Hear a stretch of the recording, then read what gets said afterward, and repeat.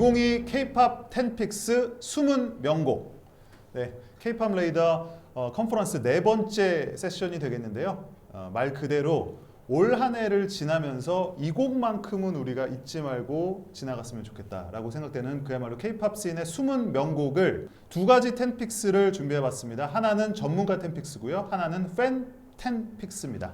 예, 그래서 먼저 전문가 10픽스에서는 오늘 출연해 주실 두 명의 전문가와 제가 함께 10곡을 합의하에 선정을 해봤고요.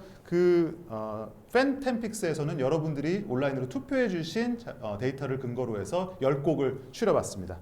일단 선정 방법을 짤막하게 말씀드릴게요. 21년 10월 1일부터 22년 9월 30일까지 발매된 곡 중에서 선정을 했고요. 뭐 주관적이긴 합니다만 이 곡의 가치가 높아서 좀 더 조명되어야 할 것 같은 그렇게 생각이 되는 곡들을 위주로 선정을 했습니다. 오늘 함께 선정 과정에 동참해 주셨고 또 오늘 함께 토크를 나눠주실 업계 최고의 전문가 두 분을 모셨습니다. 너무 떨리는데요. 한 분씩 소개를 해드리겠습니다. 자, K-팝계의 황토배, 황버지 작곡가 모노트리 황현님 나오셨습니다. 안녕하세요. 안녕하세요. 모노트리 대표 황현입니다. 반갑습니다. 네, 아주 오늘 댄디하게 입고 오셨습니다. 연예인, 준연예인이라고 봐야 되겠죠. 예.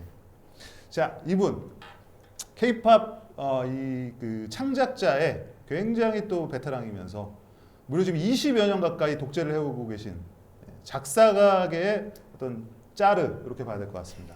작사가 조윤경님 모셨습니다. 안녕하세요. 안녕하세요. 작사가 조윤경입니다. 짧게 오늘 함께해 주신 소감 좀 말씀을 해주세요. 네, 이렇게 초대해 주셔서 감사하고 일단 전문가의 어떻게 보면 작곡가들 중에 대표인 건가라는 생각에 국가대표입니다. 갑자기 어깨가 너무 무거워지긴 했습니다. 네. 네. 아무튼 초대해 주셔서 감사합니다. 네, 우리 조윤경님. 제가 전문가라는 이야기를 이렇게 타이틀 달고 이 자리에 올 정도의 짬이 제가 아직 안 되는 것 같은데 이런 자리에 초대해 주셔서 너무 감사합니다. 짬이요? 네. 뭐 한 40년은 하셔야 되나? 20년 하셨기 때문에. 저는 근데 매일매일 똑같은 일을 하고 있기 때문에 뭔가 특별히 그렇게 실감이 안 나시죠? 네, 맞아요. 네. 오늘 좀 제가 흥미롭다고 생각하고 너무 참 이게 섭외가 완벽했다라고 생각을 하는 게 우리가 보통 이제 10곡, 명곡 이렇게 평론가들끼리 꼽거나 이렇게 할 때가 많은데 그러다 보면 이 근거가 사실 그 평론가의 주관적인 의견이 근거가 될 때가 많아요. 근데 오늘은 그런 걱정을 좀 안 하셔도 좋습니다. 조금 더 객관적인 평가가 될 것 같아요. 왜냐하면 작곡적인 측면에서는 우리 황현 작곡가님이 그리고 가사적인 측면에서는 우리 조윤경 작사가님이 또 전문가적인 감각과 감성을 가지고 투표에 동참을 해주셨기 때문에 또 평론가로서 저의 코멘트와 함께 저런 사람들은 어떤 곡을 명곡으로 꼽고 있는지 이걸 확인할 수 있는 기회가 되지 않을까 싶습니다. 자, 그러면 시간이 없기 때문에 한 곡 한 곡 만나보면서 코멘트를 해보도록 하겠습니다. 먼저 전문가 10픽스입니다. 일단 곡명은요 가나다 순서고요. 그리고 ABC 순서대로 나열을 해봤습니다. 첫 곡 보여주실까요? 에스파입니다. 에스파. 네. 도깨비불. 네. 뭐 에스파는 작년에 거의 뭐 데뷔하자마자 대세 걸그룹으로 떠올랐었고 지금 이제 4세대 걸그룹의 또 돌풍의 핵심으로 있기도 한데 도깨비불은 이번에 타이틀곡이 아니었잖아요. 그렇죠. 네. 저희가 근데 이 선정을 하기에 앞서서 타이틀곡들을 배제할 것인가 어쩔 것인가 이런 조금의 논의가 있었잖아요. 논의는 있었죠. 예. 결국은 배제를 굳이 하지는 예. 않았지만 아무래도 좀 숨은 명곡이라는 컨셉에 맞는 곡들이 그야말로 좀 숨어 있거나 혹은 아주 숨어 있지는 않더라도 조금은 더 한 번은 더 알려졌으면 좋겠다라고 생각하는 곡들이 많았어요. 도깨비불에 대해서 뭐 간략하게 평가를 해주신다면. 에스파의 도깨비불은 어떻게 보면 이때까지 SM이 해온 어떤 새로운 아이돌 팝의 뭐랄까 그 전형들을 다 모아놓은 종합 선물 세트가 아닌가라는 생각이 듭니다. 약간 SM표 아이돌 음악의 샘플러 같은 느낌. 네, 그런 느낌과 그 SM은 또 SMP라는 고유의 장르가 그쵸. 있잖아요. 그 고유의 장르가 앞으로 나아가야 될 방향 이런 것들을 에스파를 투영해서 그러한 방향들을 제시한다고 저는 생각을 하거든요. 도깨비불은 기존에 막 뭔가 음악적인 이야기를 하자면 좀 복잡한 막 어떤 사운드들이 많지 않고 오히려 굉장히 심플하고 심플하죠. 미니멀하고 맞아요. 보컬을 그만큼 또 극대화시키고 이러한 점들이 저는 좀 눈에 띄었습니다. 맞아요. 지금 방금 말씀하신 대로 저도 이 곡 들으면서 뭔가 그 SM 특유의 구조미가 막 와닿는 것보다는 진짜 심플하고 딱 네. 직관적으로 들릴 수 있는, 그래서 오히려 목소리가 좀 많이 들렸다는 말을 네. 공감을 하는데요. 우리 조윤경님 어떻게 들으셨어요? 사실 이 도깨비불은 발매가 딱 됐을 때 되게 수많은 작사가들이 되게 혼란에 빠졌던 곡이에요. 혼란이요? 네, 그러니까 이 곡이 딱 데모가 저도 이 곡의 가사를 저도 냈었고 당연히 저 안 된 곡인데요. 이게 리드 탈락하셨군요. 저 안에 지금 저 탈락한 곡이 지금 몇 개였어요. 자, 오늘 부제 붙여주세요. 조윤경 작사가 네. 탈락. 네, 저의 곡 탈락 모음. 컬렉션일 수도 있는데요. 와, 저기 그렇구나. 이게 딱 처음에 리드 내용하고 이 데모에서 주는 느낌하고 여기서 나올 수 있는 게 대충 각이 요 정도 나오겠다라는 각이서잖아요. 근데 갑자기 어떤 애가 돌발 행동을 한 거예요. 돌발 행동을 했는데 이게 여기 주신 리드랑 근데 너무 잘 맞았어요.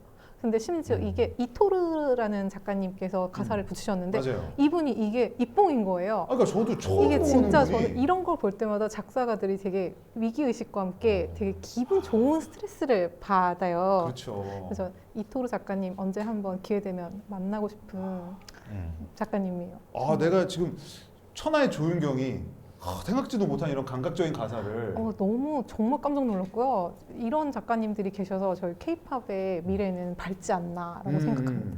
그러니까 종합을 해보면 SM의 전형성을 어떻게 보면 그러니까 SM스럽지만 SM 전형성을 살짝 비껴 나가는 듯한 미니멀한 편곡에 굉장히 독특한 작사가들을 혼란에 빠뜨릴 법한 그런 가사의 매치 훌륭했다고 보고 많은 분들이 그랬었거든요. 이거 타이틀곡감인데 왜 타이틀이 안 됐을까 이런 생각도 해봤는데 모르겠어요. 아마도 그 타이틀이었던 걸스였나요? 네. 네. 그 곡이 조금 더 컨셉추얼한 모습을 보여주기에 좋았지 않았나라는 생각이 있어요. 이건 진짜 곡이 깔끔하거든요. 네. 알겠습니다. 그럼 이 정도로 정리를 하고요. 다음 곡으로 넘어가 보겠습니다. 다음 곡 보여주세요. 세븐틴. 네. 작년과 올해를 기점으로 사실은 이제 국내 또 아시아권에서뿐만 아니라 이제 북미 시장에서까지 큰 성적을 거두고 있는 세븐틴인데 돌고 돌아요. 네. 돌고 돌아 사실 모두 동의를 해주셨단 말이에요. 네네. 네. 어느 분부터 말씀해 보실까요? 세븐틴 돌고 돌아 제가 이 곡 들었을 때 정말 좀 충격적이었어요. 근데 이게 막 충격적인 곡은 아닌데. 네. 다른 측면에서. 그러니까 궁금하네요. 왜냐하면 아이돌의 발라드 곡이라는 게 어느새 뭔가 이렇게 정형화되어 가고 있었던 것 같아요. 그러다가 갑자기 그냥 오직 감성으로만 승부하는 듯한 도입부와 그렇게 해서 뒤에서 계속 이렇게 확장되는 어떤 막 그 어린이의 합창도 나오고 맞아요. 이러면서 이 곡을 다 들었을 때 저는 마치 공연을 본 것 같았거든요. 그리고 분명히 곡 쓴 작가도 제가 물어보진 않았지만 스타디움 정도의 공연을 예상하고 뭐 곡을 꾸미지 않았나. 같이 이렇게 대규모 합창과 떼창이 예. 가능한. 그리고 맨 마지막에 모든 반주가 빠지고 무지 혼자 남아서 랄랄라 하는 게 저는 이게 어떻게 보면 뻔할 수도 있는데 이러한 곡을 아이돌 앨범에서 들어본 역사가 없었어요. 정말 공감하는 게 마지막 네. 그 부분이 예. 뭔가 딱 나오는 순간 뻔하다는 느낌이 들었거든요. 예. 근데 그 부분이 딱 지나고 나면은 예. 뭔가 마음이 뭉클해지면서 효과가 굉장히 좋았어요. 그거를 위해서 앞에서부터 계속 만들어 왔구나. 빌드업을 했구나. 예. 그리고 아무튼 저는 그냥 서사, 감성 이런 것들을 좀 중요시하는 사람이다 보니 더욱더 이 곡에서 좀 감동을 느끼지 않았나 이런 생각이. 작사적인 측면에서는 어떻게 보셨어요? 이게 가사적인 측면에서는 별로 어려운 단어나 문장이 없어요. 없죠. 근데 이 세븐틴이 끌어온 청춘에 대한 위로가 대체로 같은 이런 재질이었거든요. 쉽고 미니멀하면서 근데 쉽고 편한 만큼 메시지성이 확실한 것들을 주로 끌어왔단 말이에요. 근데 저는 이것이 오는 힘이 분명히 있다고 보고 이게 세븐틴이 점층에서 만들어온 것을 이렇게 집약적으로 보여준 노래가 아니었나 싶어요. 맞아요. 말씀하신 것처럼 너무 이게 콘서트 네. 떼창 재질이잖아요. 이런 그쵸. 곡은 정말 떼창 안 하면 이건 잡아가는 그쵸. 법을 만들어야 되는 네. 이런 정도의 노래란 말이에요. 이런 노래가 법을 만들고 있다고 하지 국회 계류 중이라고 하는데 예. 근거는 없습니다. 네. 네. 저는 이게 이런 생각했어요. 이제 연결되는 건데 돌고 돌아라는 이 곡을 만약에 신인 그룹이 갖고 나왔다. 네. 그러면 이 정도의 감동이 없었을 것 같아요. 그렇죠. 세븐틴이 만들어온 청춘 서사와 이들의 역사가 있기 때문에 네. 돌고 돌아라는 이 곡의 느낌이 확 살았다고 보고 약간 그 노래가 가지는 그냥 약간 되게 평범한 듯 반복되는 느낌이 돌고 돌아라는 제목도 하고 되게 비슷하지 않아요? 네. 뭔가 정서적으로 일치하는 음. 것 같아요. 저는 그런 그 곡과 가사와 제목과 컨셉이 이렇게 정서적으로 일치했을 때 나오는 그 쾌감이 있다고 생각을 하는데 그래서 그런지 이 분명히 특이한 곡은 아니에요. 정말 네. 특이하다고 할 수는 없는 곡이지만 이걸 만든 사람들이 이거 뭐 수년째 사실은 수준 높은 곡들을 많이 써왔던 뭐 범주, 우지 이런 라인업들이잖아요. 근데 네. 이분들이 그거를 복잡하게 못해서 안 한 건 아니거든요. 확실히. 네. 예, 그 확실히 뭔가를 알고 만든 음. 느낌이다. 그 어떤 박력, 청춘 이런 걸로 막 이렇게 땀 흘리면서 뛰어가지만 그 안에서는 되게 청초한 어떤 매력 이러한 것들 이 곡으로 저는 보여주지 않았나. 자, 다음 곡으로 넘어가 볼게요. 아니 저는 우주는 지금 현재 K-팝 씬에서 그러니까 튀지 않지만 독특한 존재라고 생각해요. 그러니까 튀지 않는다라는 말은 우주가 보여주는 음악성이 뭐 나 널 되게 놀려주겠어 이렇게 막 깜짝 놀라는 그런 음악들은 없어요. 그리고 어떻게 보면 매번 새로운 음악 이번 앨범 같은 경우는 그 컬러풀 트라우마 앨범이 전체적으로 다 펑크락, 락 이런 얼터너티브로 구성이 되어 있는데 그런 변신도 놀라웠지만 이분의 특징은 뭐냐면은 뭘 해도 결국엔 약간 우주팝이 되는 게 특징이에요. 예. 그게 뭔가 그 절충성이 되게 절묘한 가수라고 생각이 들어요. 본인이 곡을 또 직접 다 작업을 맞아요. 하기 때문이지 않을까도 싶어요. 그게 진짜 큰 것 같아요. 그러니까 예. 뭐냐면 제가 먼저 이제 제안을 드리고 모두 다 같이 픽을 했더니 안녕이란 말도 함께는 언뜻 들으면 좀 2000년대 한국 네. 가요. 예. 그러니까 K-팝 말고 가요. 가요. 가요. 네. 가요적인 정서를 갖고 있는데 저 정서는 또 어떻게 갖고 있을까? 그런 생각도 했었어요, 사실. 네. 그래서 이 사람의 참 그 음악적인 좀 그 스펙트럼이 좀 넓긴 하다라는 생각을 했는데 우리 어떻게 들으셨어요? 지금 일단 저는 가사적으로 볼 때는 이 안녕이란 말도 함께 기억할게와 뒤에 따라붙는 I hope to be like you 사이에 벌어지는 그 간극이 그 생략된 부분이 저는 이 곡 가사의 찐 묘미가 아닐까라고 생각을 해요. 그래서 이 like you가 네가 어땠기 때문에 내가 너처럼 되고 싶어가 안녕이라고 말한 것도 기억하겠다는 그 사이에 붙었을까에 대해서 물음표를 남기는 부분이 있는데 그런 것들을 곱씹다 보면 결국에는 이 사랑 노래들이 대부분 그러하듯이 모두의 이야기가 되게 만드는 지점이 아닐까라고 좀 생각이 들더라고요. 우리 현님도 가사를 많이 쓰시잖아요. 네. 근데 뭔가 저는 저거 방금 들으니까 딱 소름이 돋았는데 안녕이라는 말도 함께라는 갖고 있는 메시지와 Hope to be like는 완전 다르거든요. 그러니까요. 근데 그거를 굉장히 상상하게 만드는데 네. 이런 거 진짜 좀 기술 아닙니까? 또 굉장히 영리한 기술이죠. 그죠? 예. 그러니까 이게, 네, 뭐 말씀하세요. 그리고 또 우리나라는 한글 제목이 있으면 어느새 영어 부제가 있는 게 당연한. 그렇죠. 예. 그렇기 때문에 이런 어떤 장치를 마련할 수 있지 않았나라는 생각도 들고요. 한글과 이제 영어 부제의 내용이 다른. 안녕이란 네. 말도 함께는 뭔가 되게 서정적 제목 같은데 Hope to be like는 사실 좀 오싹한 제목일 수도 있잖아요. 저게 나도 너처럼 그런 사람이었으면 좋겠어. 근데 이게 달콤한 말이 아니잖아요. 결과적으로 가사를 듣다 네. 보면 굉장히 좀 영리하고 감각적인 싱어송라이터를 우리가 지금 목도하고 있다라는 네. 생각이 듭니다. 그래서 우즈 앞으로도 좀 기대를 해보겠고요. 다음 곡 보여주시죠. 따따따따따. 근데 빅박스는 유명한 곡이지 않나요? 우리가 숨겨진 곡이라고 오늘 하기에는 우리가 이 곡을 선정할 때 네. 그 이야기가 있었죠. 논쟁이 있었죠. 예, 앨범을 저렇게 많이 파는데 과연 과연 숨겨진 것이 200만 맞는가? 장 파는 가수를 갖다가 우리가 뭐 NCT가 연락 오는 거 아닙니까 드림이? 우리는 여기에 껴주지 말라 이렇게. 근데 분명 이유는 있었어요. 지금보다 더 앞으로 나와야 된다는 뭐 그런.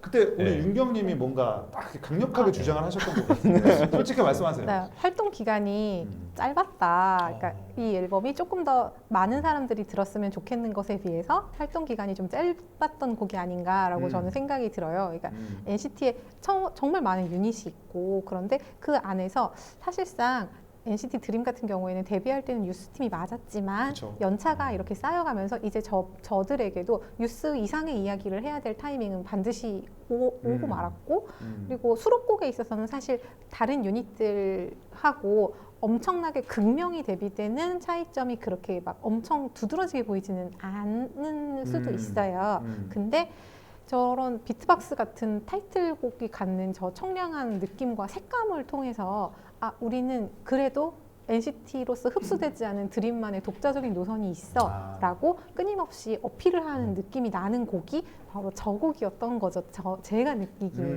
드림만의 차별성에 성공했다라는 그 말씀이신 것 같은데 황민님 어떻게 보세요? 네, 저도 동의하고요. 그 이 비트박스는 제가 그냥 해석을 하기에는 이 앞서서 나왔던 그 전작들의 그 90s Love 네. 에서부터 연결되는 어떻게 보면 90년대의 어떤 그런 키워드를 가지고 요즘식으로 다시 해석하지 않았나. 나는 저는 그래서 저 제목만 이렇게 딱 봤을 때는 약간 좀 뻔한 그냥 레트로 아닐까? 올드할 거라 생각해요. 예, 그렇게 생각했는데 그렇지 않았어요. 저도 그 점이 좀 재밌었어요. 네. 분명히 비트박스라는 제목, 표방하고 있는 이미지, 뭔가 옛날 뮤직스윙이나 좀 이렇게 네. 좀 곰팡내 나는 듯한 음악을 하지 않을까 했는데 막상 딱 뚜껑을 열어보니까 굉장히 모던하더라고요. 네. 그래서 그런 부분, 그다음에 아까 말씀하셨던 그 드림만의 이 서사, 그러니까 청춘의 서사가 저 음악의 어떤 에너지감하고 절묘하게 딱 붙는 것 같아요. 그래서 들었을 때 진짜로 이건 무슨 장르다 이런 느낌보다 그러니까 드림이 그냥 자유롭게 뛰어노는 듯한 느낌이 곡에서 네. 들어요. 예. 다음 곡 보여주시죠. 네, 투바투. 투바투 뭐 작년부터 좀 엄청 핫하죠. 네. 예. 그리고 투바투가 또 이 투모로우 바이 투게더 TXT가 흥미로운 게 타이틀곡은 거의 또 락 성향이었잖아요. 제로 바이 원 러브송도 그랬고 최근에 뭐 굿보이 건배도 그랬고 이 곡은 좀 달라요, 그죠? 락 네. 성향은 아니고. 근데 이 곡도 아까 우리 우주에서 얘기했던 것처럼 론리보이라는 그게 뭘까? 근데 네 번째 손가락의 타투는 더 모르겠어요. 조현경이 어떻게 들으셨어요? 일단 저 네 번째 손가락의 타투처럼 저 긴 부제를 통해서 TXT가 그러니까 쌓아 올려온 네. 그들만의 아이덴티티가 있잖아요. 그렇죠. 그 그림을 이번에도 굉장히 돋보이게 사용한 곡이 아닌가라고 생각을 해요. 근데 그동안 TXT가 보여줬던 그 뭔가 끊임없이 불안하고 헤매이고 상처받고 막 그런 소년의 서사가 주는 일명 그 왜 상처를 핥은 맛을 정말 극대화시킨 노래가 너무 딱 맞는 아닌가라고 노래다, 생각이 진짜. 되거든요. 근데 네. 이 아프고 슬픈 노래가 주는 카타르시스가 분명히 또 있단 그쵸. 말이에요. 근데 그런 부분을 정말 일타 강사처럼 영리하게 사용한 곡이 아닌가라고 생각이 됩니다. 저는 이 팀의 앨범이 나올 때마다 늘 그냥 되게 한 권의 라이트 노벨이나 만화책을 계속 보고 있는 듯한 느낌이 들거든요. 그리고 어떻게 보면 자신의 캐릭터를 가장 뭐랄까 진하게 이야기하는 아이돌 팀이 아닌가라는 생각도 듭니다. 뭔가 과거에 일본 비주얼캐에서 했던 그런 느낌도 저는 좀 들고요. 그렇죠. 예. 약간 좀 절묘한 그 배합이 있는 것 같아요. 이 곡 같은 경우도 론리보이인데 뭐 제목에서 암시되는 것처럼 곡이 그렇게 막 울부짖진 않아요. 네. 막 우울하다고 하기는 좀 그렇고 어떻게 보면 좀 서정적인 그런 느낌인데 그런 것들이 되게 좀 감각적으로 와닿는다. 론리보이라는 거, 그 멜로디가 주는 그 그루비함, 그 다음에 네 번째 손가락 위 타투라는 말이 참 표현이 절묘하지 않아요? 그죠? 네. 같은 작사를 많이 하시는 입장에서 흔하게 나오는 표현은 아니지 않습니까? 그러니까 저게 TXT의 곡들이 대체로 그래요. 뭔가 저 노래를 예로 들면은 네 번째 손가락의 타투처럼 뭔가 되게 구체적인 장면 혹은 오브제를 가지고 그거를 통해서 그 소년의 상처를 이야기해요. 그러니까 좀 더 구체적으로 말씀하신 것처럼 구체적으로 와닿는 게 아닐까라고 생각이 돼요. 맞아요. 뭔가 이게 아까 비주얼락 얘기도 하셨지만 네. 이들의 이미지도 그렇지만 노래가 뭔가 비주얼적으로 이렇게 딱 좀 들어오는 게 있어요. 그림이 그려지는 거. 예, 투바투 론리보이였고요. 자, 다음 곡 보여주시죠. 소시. 네. 예, 소시는 뭐 사랑입니다, 그죠? 예. 동의를 안 하시네.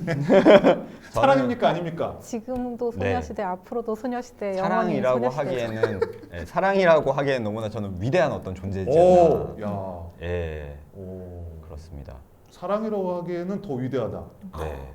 거의 제가 감히 신성의 영역. 근데 이 곡도 타이틀곡은 아니에요, 그죠? 네. 그렇죠. 제 기억이 맞다면 우리 윤경님의 강력한 픽이었던. 네, 제가 강력히 밀었던 럭키 네. 라이크 대신데요. 이게 뭔가 연차가 오래된 아티스트와 그들이 말하는 팬송이 주는 그 특별한 서사가 바로 저 럭키 라이크 댓에 좀 반영이 돼 있지 않은가라고 생각을 해요. 대체로 어느 앨범이나 팬송은 약간 구색 맞추기처럼이라도 마치 이렇게 교양 필수처럼 반드시 네. 들어가 있는 곡 중에 하나인데 이게 저만큼의 연차를 가지고 있는 팀이어서 더욱 빛나는 팬송이 되지 않았을까라고 생각이 돼요. 그리고 가사에 보면은 그러니까 우린 이미 헤어짐이 아닌 안녕의 의미를 알고 있어라는 구절이 나와요. 근데 이게 그 소녀시대가 가지고 있는 그렇죠. 절대 우리의 안녕은 우리가 잠시 안녕했던 것은 그냥 그 순간 일상적인 안녕이고 우리가 영원히 굿바이가 아니다라는 것을 이렇게 예쁜 말로 표현을 해줄 수 있을까 이런 이 생각이 작가님이 드는 거죠. 누구시죠? 황유빈 작가님. 아, 황유배 작가님. 맞아요. 근데 보통은 이럴 때 그런 서사를 좀 구현했으면 좋겠다라는 리드가 들어오나요? 이거는 그냥 제가 정확히 기억하고 있지는 않은데 아마 이 곡에 어울리게 자유롭게 요 정도였던 것 그래요? 같아요. 그래서 그러니까 Lucky Like That이라는 그 글이 있으니까 저는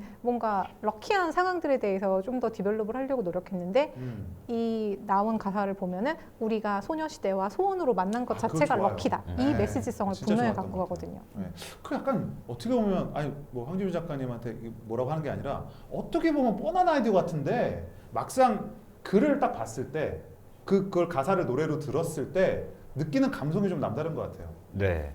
그리고 이 곡을 할 당시에 우리가 나눴던 얘기 중에 제가 그 김영래 평론가님 그 네. 의견에 크게 동의한 부분이 있었는데 제가 무슨 말을 했었나요?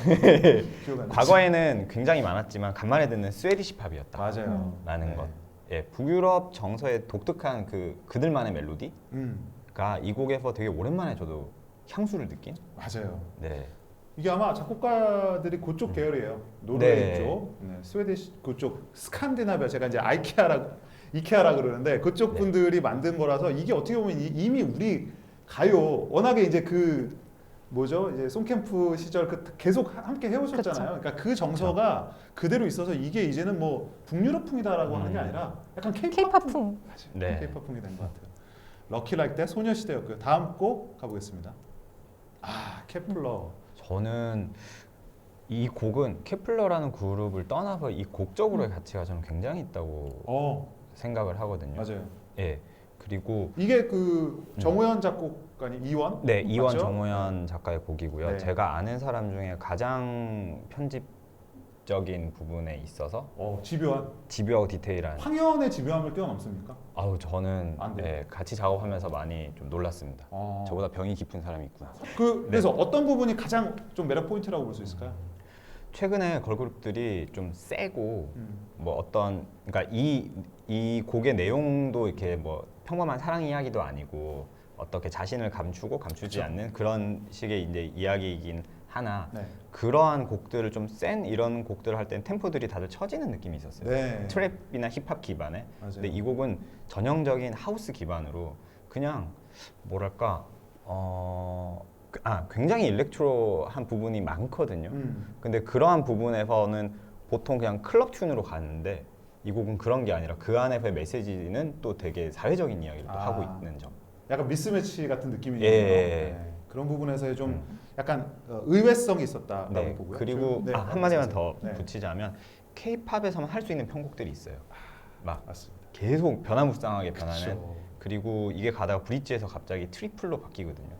템포의 그 구조 자체가 바뀌어요. 세디 따는 표가 그냥 연달아 예. 나오는 그 말씀이죠. 예. 그리고 뭐 아카펠라가 중간에 등장한다든지 저는 들으면서 되게 무슨 놀이기구를 탄 듯한 맞아요. K-팝만에서 보여줄 수 있는 편곡이었지 않나 해서 저는 이 곡의 평가를 좀 높이 하고 있습니다. 저 정말 우연인데 제가 하고 싶은 말씀을 전부 지금 황현 선생님께서 해주셔서 저는 넘어가기로 하고요. 우리 조영경님. 일단 이 곡에 딱 이렇게 접하는 순간 느끼는 게 K-팝 걸그룹의 미래는 밝구나 이런 생각이 딱 드는 거예요.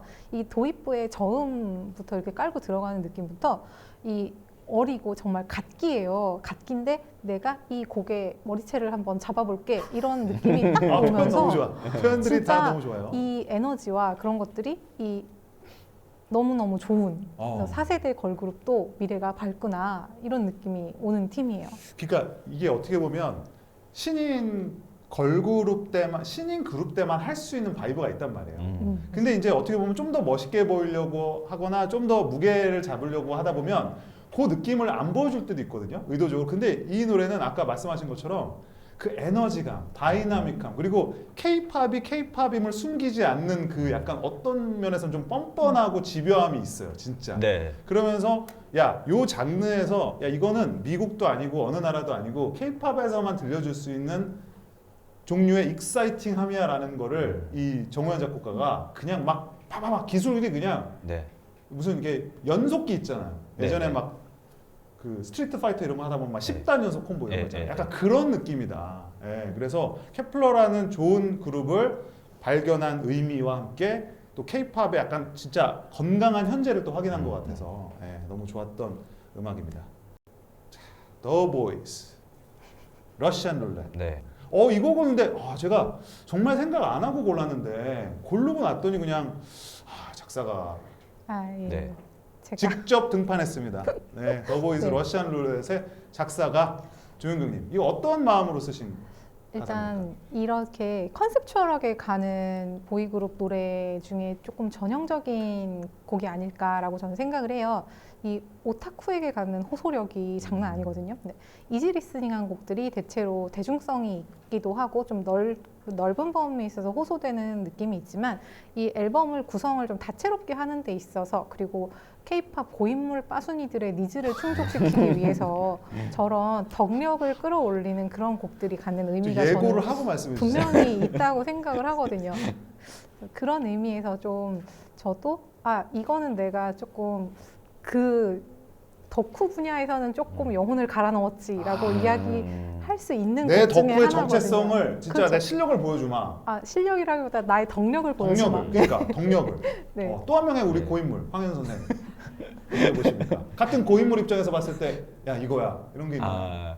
저는 팀을 이야기를 좀 하자면 더보이즈는 뭐 이전에 스릴라이드 같은 이렇게 밝은 곡으로도 활동을 그쵸. 했지만 수록곡들도 그렇고 활동곡들도 그렇고 대체로 이 마이너 계열이 마이너 계열의 파워풀한. 예. 그러한 것들이 그 윤경님이 얘기해 주셨던 이 오타쿠들의 가슴을 뛰게 하는 데는 그거 마이너한 게 정말로 좋거든요. 네. 근데 그러한 노선을 계속 타고 있었기 때문에 더 할 얘기가 많은 것 같고 그리고 이 팀은 저는 마이너한 거 할 때가 더 빛나는 것 같아요. 더 보이스가 네. 좀 그런 것 같기도 합니다. 네. 러시안 룰렛. 그리고 네, 이 곡으로 말씀하세요. 충분히 무대를 하고 활동을 했어도 됐지 않나라는 생각이 저는 들거든요. 연말 저는 시상식에 한번 했어요. 시상식 때 시상식 했나요? 때 한번 했어요. 네, 좋습니다. 제가 찾아보도록 또 하겠습니다. 티키타카 네. 괜찮고요. 저는 이 곡 들은데 아까 이 말을 내가 하면은 좀 혼날까 이런 말을 했는데 네. 먼저 딱 얘기를 하시더라고요. 제가 이게 대신 뭐냐- 혼나겠습니다. 아니 진짜 이게 가사가 이게 전개되는 그다음에 라임 맞추는 이 방식, 그다음에 요 단어 다음에 약간 좀 점층적으로 요 단어를 던지고 이런 게 이거는 정말 덕후가 덕후보로 좀 알아봐줘 하는 이런 느낌이라고 생각이 들었거든요. 그래서 이 진짜 고인물이다. 이거 누구야? 그리고 딱 봤더니 조윤경. 역시 그러니까 여러분 이거는 정말 네. 덕후들만이 뛸 수 있는 가슴의 포인트를 잘 알고 있는 곡이다. 맞아요. 이런 생각이 맞습니다. 듭니다. 자, 다음 곡 보겠습니다. 네. 지금 자랑스러운 우리 육군 장병. 육군인가요? 육군이더라고요. 네. 얼마 전에 이제 상병됐죠? 예. 네. 온앤오프의 Show Must Go On. 제가 고른 건 아닙니다. 뭐라고 안 했는데요. 네. 혹시나 오해하실까? 네. 우연히도 이게 또 황현 작사 작곡 둘 다 참여하셨죠? 네. 네. 그리고 저희 이제 지들로 지들로.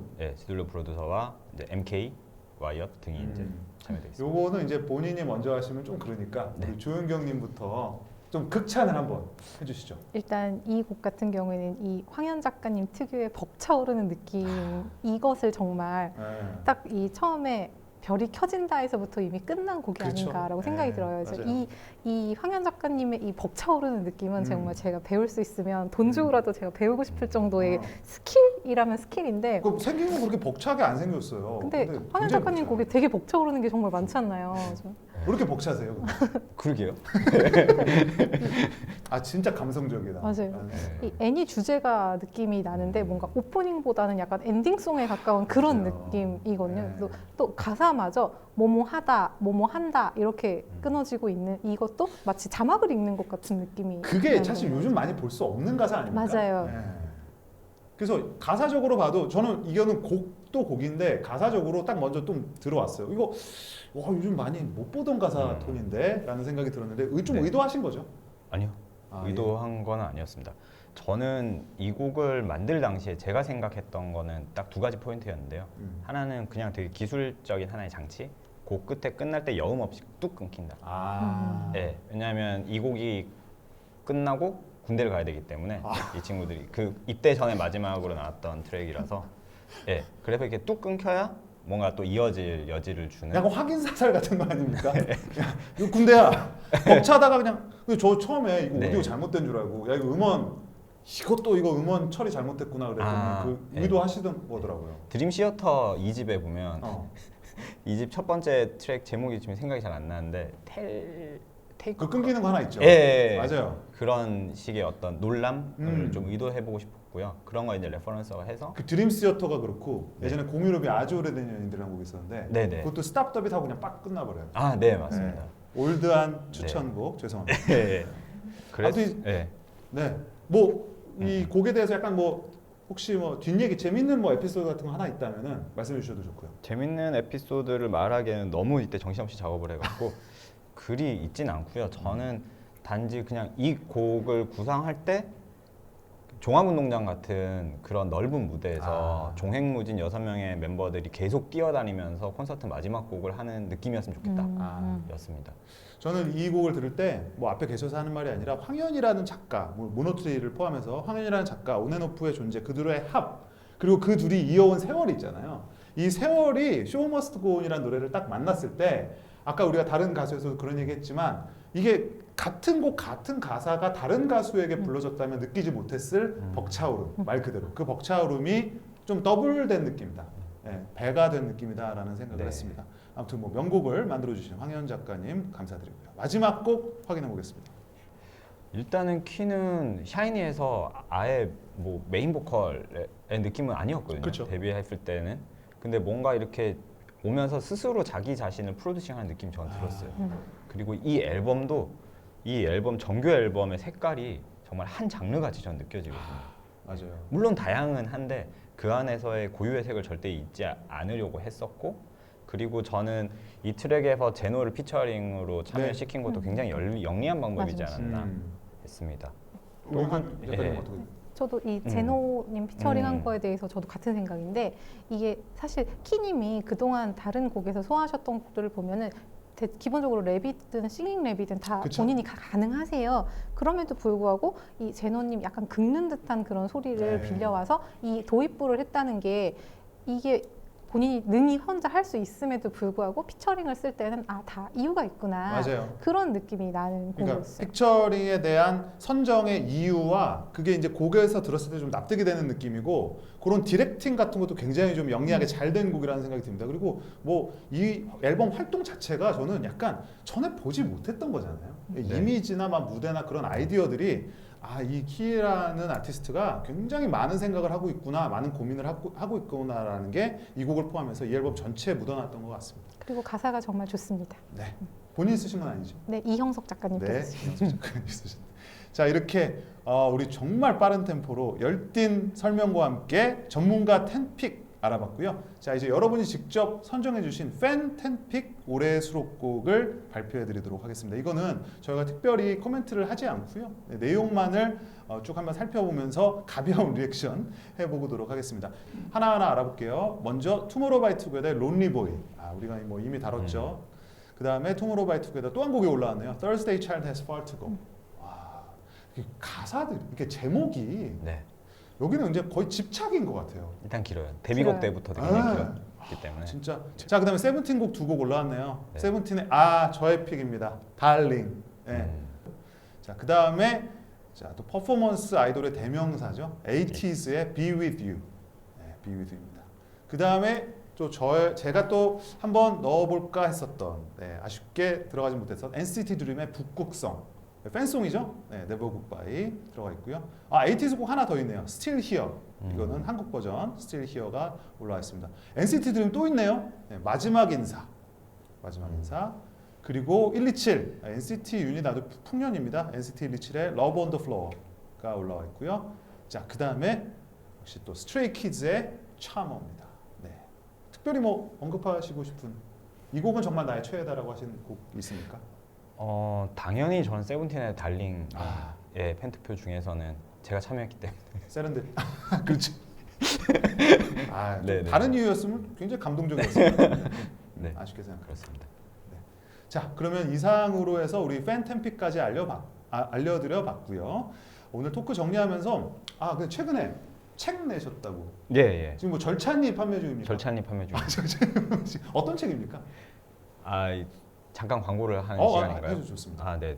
그 너를 빛나게 할 일들이 기다리고 있어라는 에세이고요. 이거는 이제 저의 뭐 음악적인 이야기, 삶적인 이야기, 그 다음에 엄청나게 질문을 많이 받았던 도대체 어떤 사랑을 했냐에 대한 이야기. 어떤 사랑을 했길래 이렇게 벅차오르는 노래만 쓰는가? 뭐 궁금하시다면 가까운 서점에서 만나볼 수 있고요. 윤경님도 예약 판매로 주문을 해주시는 네, 걸로 어저께 제가. 바로 구매를 하고 네. 인증을 했죠. 그 정도의 책이라는. 그 정도의 책입니까? 윤경님이 살 책이다. 작사가의 가슴을 뛰게 하는 감성 에세이입니다. 근데 사실은 좀 몇 달 전에 제가 또 추천사를 또 보태기도 했었던 우리 맞아요. 조윤경님의 책이 있잖아요. 그것도 잠깐 얘기해 주시죠. 제가 썼던 책은 그럴 때 우린 이 노래를 듣지라는 90년대 펜질의 그런 이야기들을 담은 옛날식 펜질 에피소드들이 담겨 있는 책이에요. 그래서 요즘 이렇게 인터넷이 발달하지 않았고 파란 화면에서 팬카페에 접속해야 됐던 세대의 분들이 보시면은 좀 공감대 있는 이야기들이 많이 담겨 있습니다. 01410. 그렇죠. 네. 저는 이제 X세대지만 이게 또 밀레니얼들의 감수성이 이렇게 또 남다르구나. 또 이런 생각을 그 책을 읽으면서 했던 것 같습니다. 두 책 모두 관심 있게 또 읽어봐 주시길 바라겠고요. 자, 저희는 이제 오늘 야심차게 준비했었던 네 번째 세션 2022 K-팝 10픽스 올해 20명곡 편 모두 마치도록 하겠습니다. 함께해 주신 두 분 조윤경님 그리고 황현님 감사합니다. 수고하셨습니다. 감사합니다. 감사합니다. 저희는 내년에 또 돌아오겠습니다. 감사합니다.